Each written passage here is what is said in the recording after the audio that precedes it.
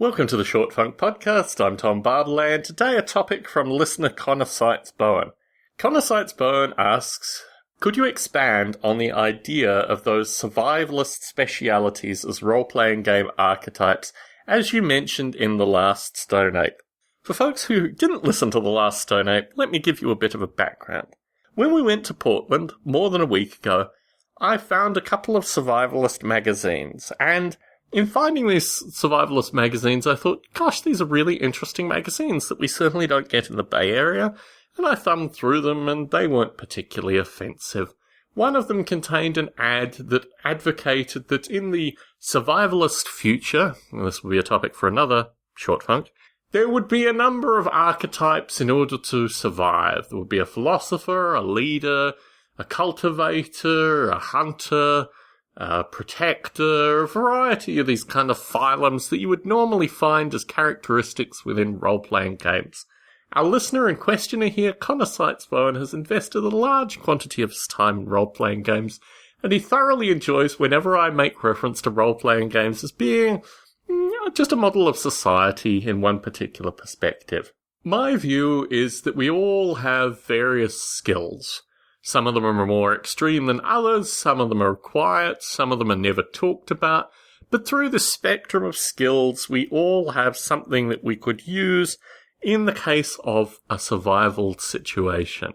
Is it possible to actually phylumate these into individual skills? Certainly a number of role-playing games attempted to do this, but I think this is somewhat artificial because although I can cultivate a variety of vegetables and manage to do so quite successfully, I don't know if the continuum of my cultivation experience would be useful for growing, pine trees, let's say, although pine trees are relatively easy to grow.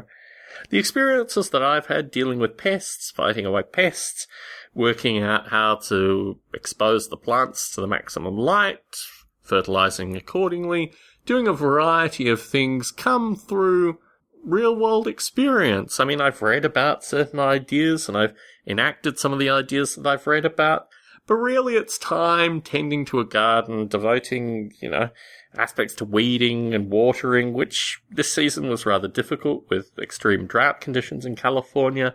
But all these things seem to be more associated with life experience than they are associated with phylomated learning. I'm going to record a few podcasts associated with skills that I'm looking to gain in the near future.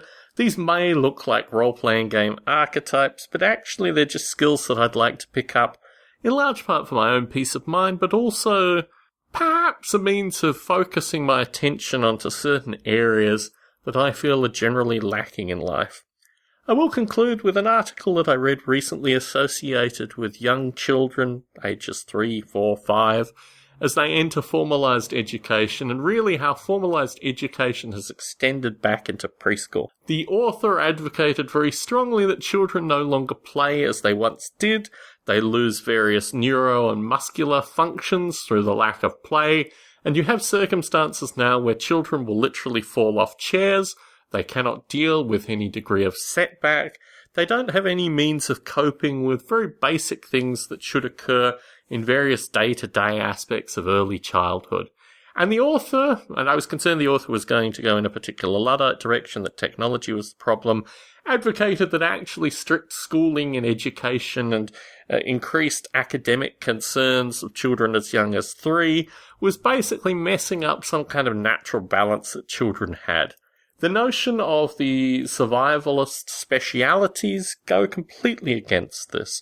If there were a group that I would strongly advocate started doing things with soil and their hands and, potentially scouting, potentially taking up things like archery, even at a relatively young age, maybe even musical instruments, the ability to play outside the realm of defined play spaces, I think young children are our hope associated with survivalist archetypes. Maybe young children should be encouraged to do more in these kind of environments, to learn their spaces, to learn their framings, to learn their abilities at such a young age, so they can all grow up to be exactly the kind of specialized survivalists that we will no doubt need in the coming apocalypse. Tom Bartley in San Jose, signing out.